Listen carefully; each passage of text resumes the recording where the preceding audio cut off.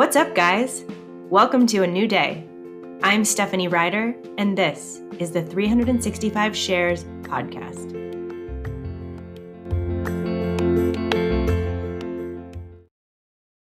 It's February 17th, 2024, and today's topic is family roles. The Big Red Book says we are making a statement that we will no longer be loyal to denial and dysfunctional family roles. And the roles that we're talking about in ACA are hero, scapegoat, mascot, or lost child. Hero is the gold star member of the family, the kid who's the star of the basketball team or gets straight A's, the one parents usually hold up to their friends and relatives as their shining star. The scapegoat is the kid who's the opposite of that. It's the kid that's always getting blamed. You're never as smart as your siblings. You're not as strong or fast. You're always doing something wrong. And honestly, there's probably not anything different about the scapegoat kid than the hero kid. Sometimes parents just pick one that they favor, whether it's because that kid mirrors them back the way that they want, or because that kid acts or looks more like them, or maybe the kid that's the hero acts or looks different than them. Like if the parents were nerdy and this kid is cool, like they might pick that kid as the hero. And then the scapegoat is the opposite of that and takes all the brunt of the rage or insecurity or frustration from the parents. You also have the mascot or the class clown that tries to defuse difficult family situations by being funny or happy and tends to put their own feelings and needs aside to try to manage or fix or correct the negative feelings that other family members are having so that they feel better and they feel like the family is stronger or happier. And then there's the lost child who gets ignored, gets neglected. The lost child never really has anyone invest in them, never has anyone taking the time to get to know who they are or what they like or are interested in. And that's a very lonely place to be. And sometimes the lost child will just end up moving away from the family and getting a totally different life because they just never were accepted or validated in a healthy way.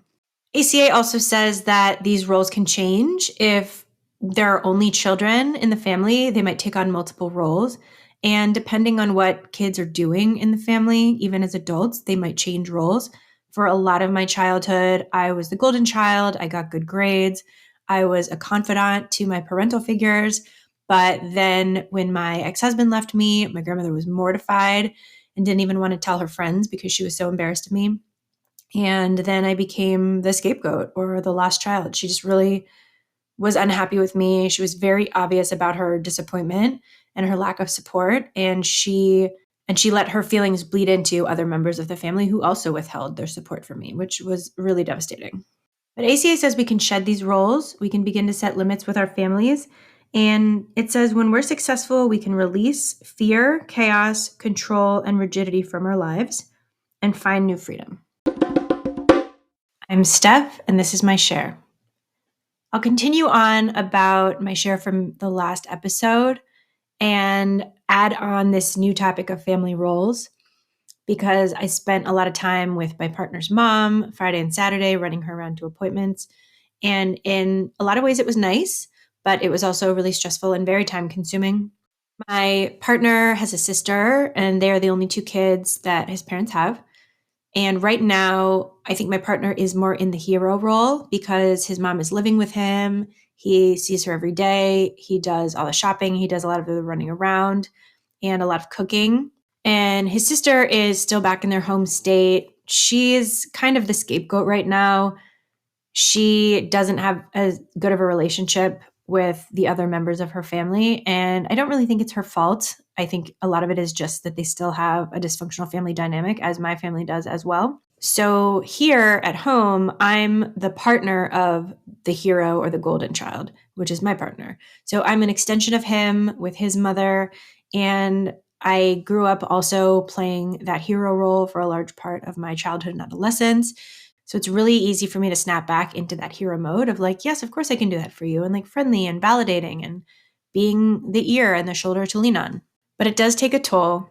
And I realized that one thing that has always been really difficult for me is that people tend to dump all their problems on me.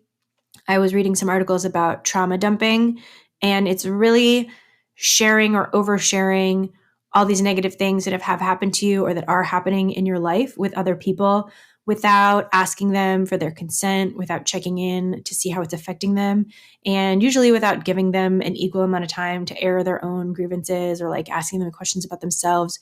It's not really as much of a dialogue as it is one person just dumping all their trouble on other people. And I will fully admit that I have been this person. I have been a trauma dumper, especially around my divorce. I was awful for years.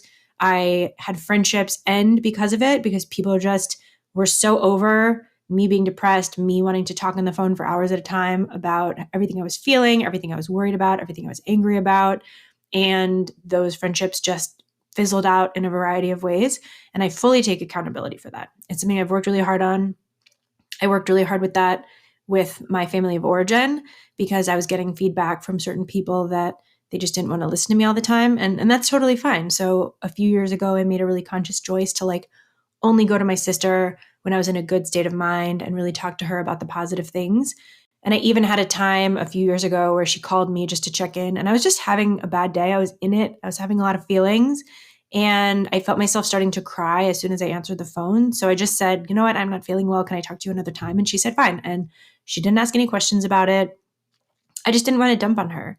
And now we are taking some time because for the past few years, I feel like she's really been dumping on me, and she doesn't have a therapist, and I want her to have a therapist.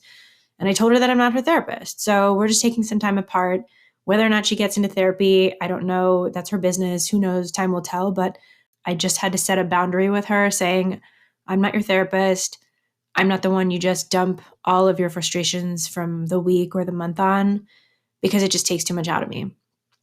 And I think I'm going to have to find a really kind way to tell my partner's mom that I just can't have her trauma dumping on me anymore, especially when we're driving around, because she's very chatty and she'll just talk and talk and talk about everything that's ever happened to her. And it's overwhelming for me. And I'm trapped in the car with her. And I want to be so polite and so kind and like not tell her to shut up. I would never tell her to shut up, first of all. She's super sweet, super sensitive, very like fine-tuned to any kind of abandonment or criticism. So I want to be really, really nice about it, but I also just need to figure out how to say like, hey, it's just really hard on my energy when you're bringing up all these horror stories. Is there a way we can just listen to an audiobook or a podcast or just listen to music and like, or just you can meditate and like look out the window and I'll drive. But I did talk to my partner about this, and he was totally understanding. He was very supportive of me. Obviously, he doesn't want me to say anything mean to his mom, which I never would. But he, agreed that we could make some changes just to figure out how I can be helpful and how she can be part of my life, but that isn't in a way that's so draining to me that it takes away from my own mental health, my actual job, my hobby, which is this podcast, me taking care of my physical health, doing things with friends. So we have a lot to figure out, but I'm happy with the trajectory that we're going in. We'll end with the affirmation from the Strengthening My Recovery book, which says, on this day, I release the role assigned to me in childhood. I embrace my new role, recovering adult child.